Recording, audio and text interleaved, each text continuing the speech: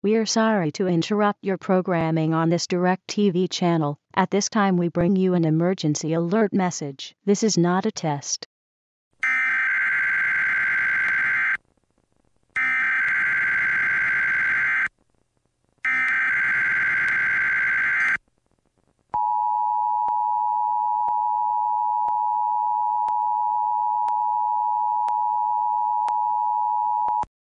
The National Weather Service in Wilmington has issued a tornado warning for Hamilton County in southwest Ohio until 7 p.m. Eastern Daylight Time. At 6:18 p.m. Eastern Daylight Time, National Weather Service Doppler radar indicated a severe thunderstorm capable of producing a tornado 5 miles west of Evendale and moving east at 55 miles per hour. Locations in the path of the storm include Cincinnati, Norwood, Batavia. This is a dangerous storm. If you are in its path, prepare for damaging winds, deadly lightning, heavy rain, and a possible tornado. Use blankets or pillows to cover your body. Get on the lowest floor of a sturdy building, and as always, stay away from windows.